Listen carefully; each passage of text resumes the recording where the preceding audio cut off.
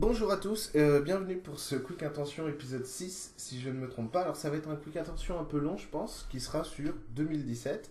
J'en profite pour vous souhaiter une bonne année à tous 2017. Et l'idée, ça va être d'aller voir un petit peu ce sur quoi on va travailler cette année, enfin ce qui va changer pour nous, que ce soit individuel ou collectif, pour la société et pour nous quoi.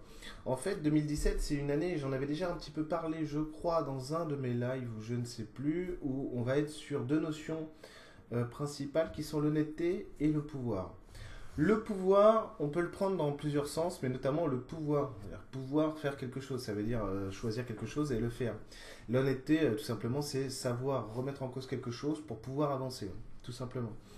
Tout simplement qu'il y a une phrase qui apparemment énerve beaucoup de gens quand je dis ça, parce qu'apparemment c'est jamais simple. Ce que je dis. Mais bon, donc pas tout simplement. Alors, on va être sur une en cause de soi qui vraiment va pas être évidente. Une remise en cause, comme je le disais, qui sera individuelle mais aussi collective du coup. On va être sur une évolution entre le je laisse faire et j'attends et le côté j'accepte de choisir quelque chose. C'est quelque chose qui, chez nous, en fait, on le fuit considérablement. C'est-à-dire qu'on n'aime pas choisir quelque chose, ça veut dire le déterminer et accepter d'avancer. Par exemple, nommer quelque chose et dire ça, c'est ça, on ne sait pas faire. En général, on évite de le faire. C'est pour ça qu'on a toute une structure systémique, plein de structures dans notre système collectif qui fait que, surtout, on ne fait pas ça, on ne choisit pas, on ne dit rien, mais on attend que ça se passe. Et du coup, on n'évolue plus. Du coup, on est dans une société qui ne sait pas réellement où elle en est et qui ne sait pas réellement ce vers quoi elle souhaite se tourner, ce vers quoi elle souhaite évoluer.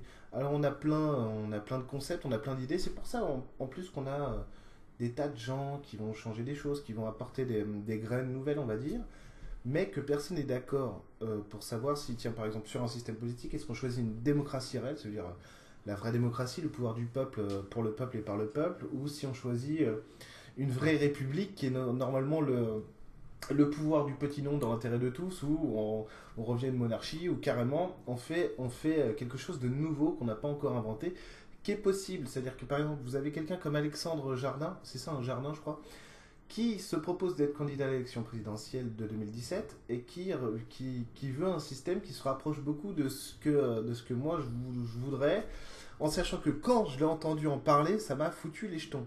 Réellement, parce que du coup, ça m'a fait.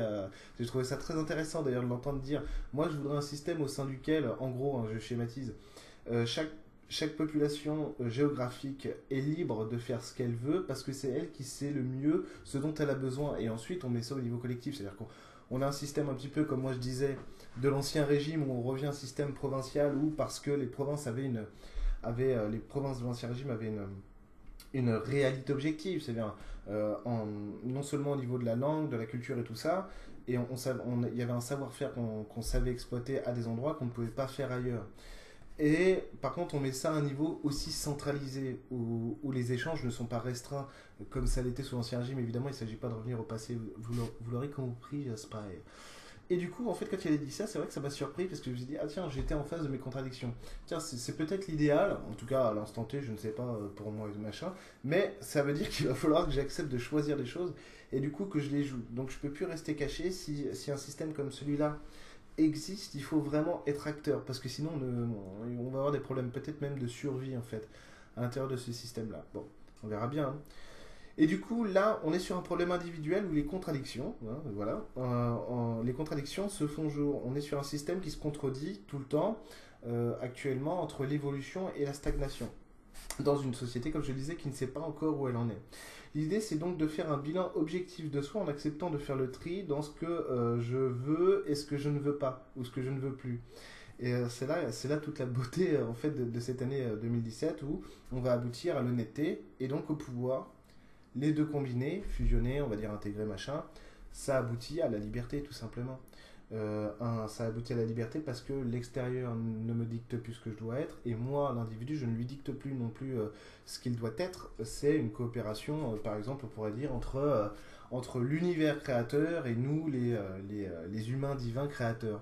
Une coopération qui fait qu'il n'y a plus d'opposition et que ce qu'on veut, ce qu'on est, ce qu'on souhaite, c'est cohérent. Et du coup, il n'y a plus de tension, plus de friction. Mais bon. Attention, hein. Si on en arrive en 2017, c'est magnifique, mais je suis pas sûr que ce soit aussi simple que ça. Là, on va sûrement avoir besoin de rejouer des scènes de notre passé historique pour se rendre compte qu'elles sont futiles, inutiles. Donc c'est pour ça qu'on va assister au bal des candidats en 2017 et machin, et notamment peut-être, par exemple, des scènes comme un peu la Révolution française pour se rendre compte que tiens, ça n'aboutit jamais à rien. Donc, en fait, il ne s'agit pas de sortir avec des fourches et des machins, des flambeaux. Il faut des torches. Il faut aussi poser un choix sur ce que je veux, en sachant que la liberté, c'est aussi d'accepter que le choix de l'autre n'est pas le mien.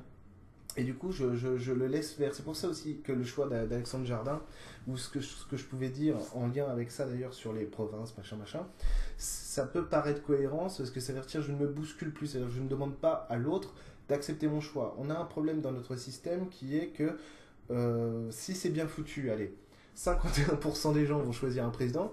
Par exemple, moi je suis d'accord avec beaucoup de choses que dit Jean-Luc Mélenchon aujourd'hui. Est-ce qu'il porte vraiment ces valeurs-là? On n'en sait rien. Est-ce qu'il triche un peu? Mais certainement. Est-ce qu'il est vraiment 100% honnête? Non, certainement pas.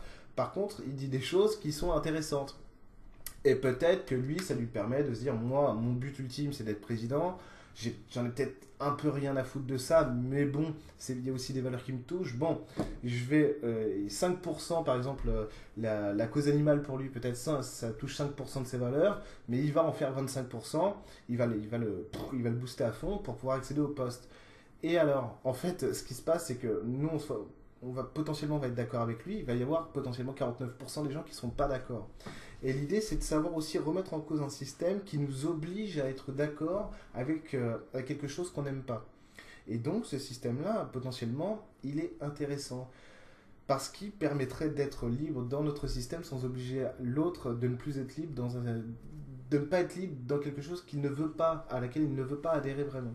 Et donc laisser les gens faire ce pourquoi ils sont faits réellement pour pouvoir être plus heureux. On verra, hein, j'espère.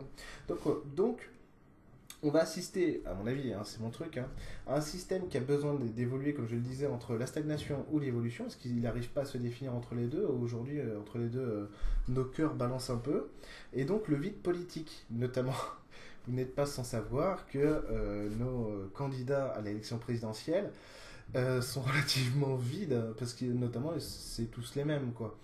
Il y en a peut-être un qui dit moi je vais supprimer 500 000 postes, et l'autre qui dit 300 000, ou qui ne le dit pas mais qui le fera. Enfin bon, c'est quand même les mêmes personnes, les mêmes personnages, et on assiste à un casting politique, c'est vraiment le bon mot, parce qu'on en a fait quelque chose qui est de la télé-réalité, où on investit dans le rien. Oui, par peur de créer un choix. Alors on demande à nos candidats d'être complètement neutres. Mais vraiment ça c'est l'inconscient collectif, hein, donc c'est nous aussi, hein, on en fait partie. On leur demande d'être neutre parce qu'on ne sait pas quoi choisir, on veut pas. En fait on n'arrête pas de le dire depuis des années, la grande transition c'est 2012-2017, mais quelque part ça nous effraie vraiment d'être face à ce choix. Pas forcément consciemment, hein, mais inconsciemment ça nous effraie beaucoup parce que du coup qu'est-ce qui se passe derrière? Ça va être à nous de décider. Et comme je le disais, entre le dire ouais, mais moi je veux le changement et le jouer, il y a un pont monumental à construire. Hein. C'est pas rien du tout. C'est pour ça que cette année elle va être intéressante parce que on va voir vraiment des personnalités, nos personnalités réelles émerger et voir ce vers quoi on veut aller vraiment. En sachant que rien n'est mal, rien n'est parfait, enfin rien n'est divin. Il faut juste accepter de jouer ce qu'on est pour pouvoir le faire évoluer. Hein, si je me cache de ma vraie personnalité, je ne peux pas avancer. C'est-à-dire si je dis moi je suis dans l'amour alors que c'est pas vrai, je ne suis pas en train d'évoluer. Il faut que j'accepte que non, je suis pas dans l'amour, par exemple. Je suis pas du tout dans l'amour sur celui ou sur ça, j'ai même un bon côté fasciste, parce que sinon, je ne me permets pas d'évoluer. Donc si je le fais pas, si je ne vais pas revenir à la conscience, je m'empêche d'établir un lien avec ce que je veux vraiment devenir derrière, pourquoi pas on verra. Mais déjà accepter que c'est là. Donc pour devenir un décideur, il faut accepter d'investir dans autre chose que dans le rien. Alors ça ne veut pas dire qu'il ne faut pas aller voter, vous faites ce que vous voulez. Moi personnellement, j'irai voter, hein, parce que le système il existe, et il a donc une raison d'être. Ça c'est mon choix personnel, chacun fait ce qu'il veut, et je ne fais pas le moralisateur. Mais pourquoi est-ce que j'investis dans Jean-Luc Mélenchon et tout ça en ce moment? Parce que j'ai envie de jouer, j'ai envie de participer. Ce système politique tel qu'il est aujourd'hui, il n'est pas inexistant. Il nous concerne tous, au sens où on l'a bâti, on l'a voulu, que ce soit inconscient ou conscient. Et du coup, l'idée, c'est d'aller voir ce qui se passe si on investit dedans en sachant qu'on veut autre chose derrière. donc poser le choix de la décision. Alors peut-être, je sais pas, hein, peut-être qu'il faut voter pour Alexandre Jardin s'il arrive à réunir 500 parrainages pour être... Mais en fait, ça ne vaut rien. Vous pouvez voter pour le candidat de votre choix, que ce soit l'extrême droite ou à l'extrême gauche, peu importe. Ce qui compte, c'est d'être honnête par rapport aux aspirations qu'on veut pour la construction d'une société globale entre nous, pour pouvoir être au clair avec ça après.